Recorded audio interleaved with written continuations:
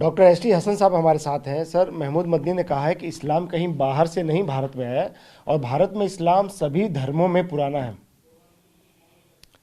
देखिए, इस्लाम धर्म तकरीबन 1400 साल पुराना धर्म है और भारत में जभी से यहाँ पे भी आया है। मैं भारत में जो धर्म हुआ करते थे वो एक संस्कृतियाँ हुआ करती थी। मोहनजोदाड़ो हड़प्पा की एक संस्कृति थी जिस पे सेंट्रल एशिया से कुछ लोग आए और उन्होंने उस पर कब्जा करा, और जो ओरिजिनल भारत के दलित थे और द्रविड़ थे, रेड इंडियंस थे, वो और उन लोगों ने मिलके हिंदू धर्म यहाँ पे स्टार्ट करा।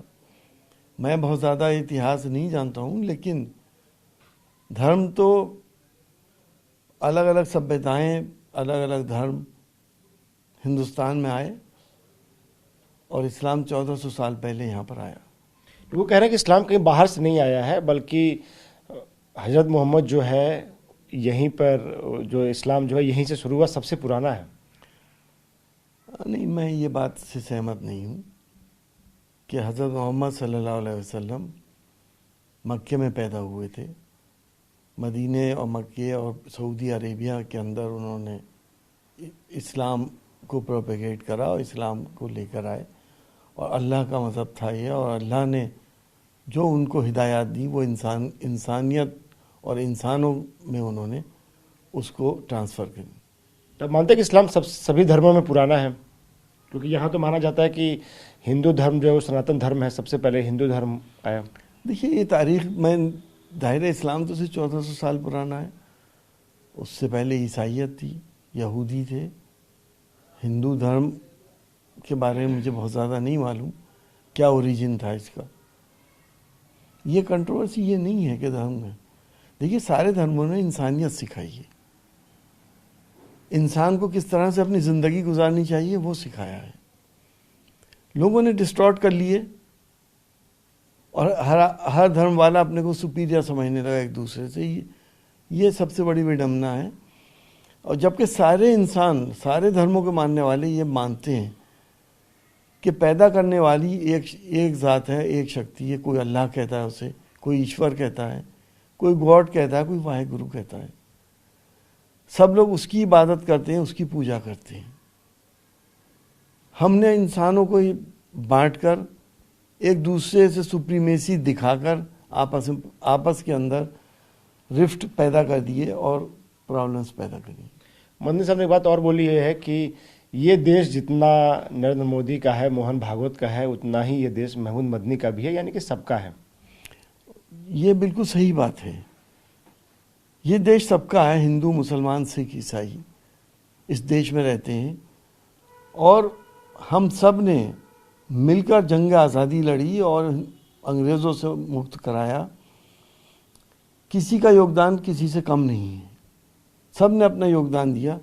लेकिन कुछ लोग शायद इसे अपनी जागीर समझने लगे। ये देश में ये काम जो हो रहे हैं, बांटने वाले काम जो हो रहे हैं, हिंदुस्तान की दूसरी बड़ी आबादी, ख़ासतौर से मुसलमानों की जो दिल आज़ारी है, इस इरा में हो रही हैं, इससे पहले कभी नहीं हुई थी।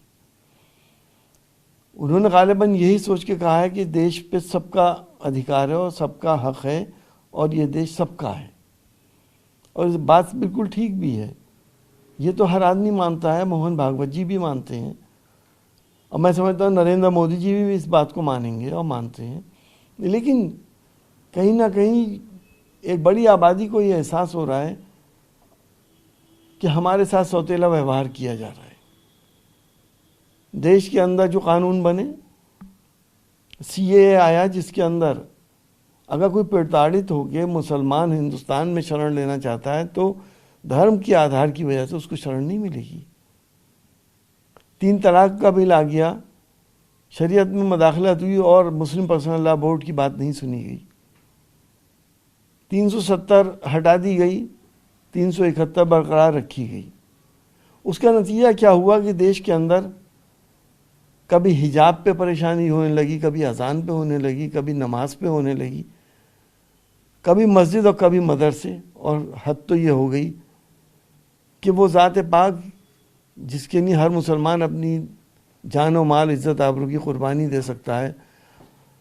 आका सल्लल्लाहु अलैहि वसल्लम जो हमारे प्रॉफिट हैं, उनकी शान में गुस्ताखी हुई, दुनिया में एहतजाज हो गया, लोग सड़कों पे निकल आए, हिंदुस्तान में तोड़ फोड़ हुई और मर्डर हो गए, मगर उस लेडी को सरकार ने सेफ गार्ड किया, उसे जेल नहीं भेजा गया। ये बात महसूस कराती है कि आपके साथ सौतेला व्यवहार हो रहा है। उन्होंने बात और कही कि हिंदुत्व की गलत परिभाषा दी जा रही है और आरएसएस बीजेपी से उनका नस्ली या मजहबी कोई अदावत नहीं है। हिंदुत्व से किसको क्या अदावत है? किसी को भी नहीं है। हिंदू मजहब भी तो इंसानियत सिखाता है, हिंदू मजहब भी तो सही रास्ते पे चलने को सिखाता है। उनका कि आरएसएस और बीजेपी से भी कोई नस्ली या मजहबी अदावत नहीं है उनकी। जाहिर सी बात है कि उनकी नहीं है, आरएसएस और बीजेपी से किसी की भी अदावत नहीं है, लेकिन जो आरएसएस और बीजेपी काम कर रही, जो मैंने आपको गिनाया अभी, उससे ऐसा महसूस होता है कि वो देश को मजहबों के आधार पर बांटना चाहते हैं और वोट इकट्ठा करना चाहते हैं। अभी बजट आया, माइनॉरिटीज़ का बजट 50,000 करोड़ 5,000 करोड़ से कम करके 2300 करोड़ के ऊपर ले आए, और अब ऐसा लगता है कि जैसे आंखों की शर्म भी ख़त्म हो गई। अलीगढ़ मुस्लिम यूनिवर्सिटी और जामिया मिलिया इस्लामिया का मेंटेनेंस बजट बहुत कम कर दिया गया और बनारस हिंदू यूनिवर्सिटी और बाकी यूनिवर्सिटीज़ का बढ़ा दिया गया। तो अगर ये सब कुछ धरातल पे है तो हम क्या ये भी नहीं प्रोटेस्ट कर सकते? कह नहीं सकते? अपनी शिकायत मोदी जी से कह नहीं सकते क्या कि ये सब क्यों हो रहा है? सर, एक थोड़ा हटके सवाल है। स्वामी निश्चलानंद सरस्वती हैं, वो कह रहे हैं कि अब समय आ गया है कि पूरे एशिया को हिंदू राष्ट्र बनाया जाए। देखिए, खबरों में बने रहने के लिए इस किस्म के बयान कुछ लोग शायद दे देते हैं। ज़मीनी हकीकत क्या है उसको देखना चाहिए। क्या ये पॉसिबल है? जब हिंदुस्तान ही हिंदू राष्ट्र नहीं बनाया जा सकता तो बाकी और मुल्कों में और पूरे एशिया को कैसे बना देंगे?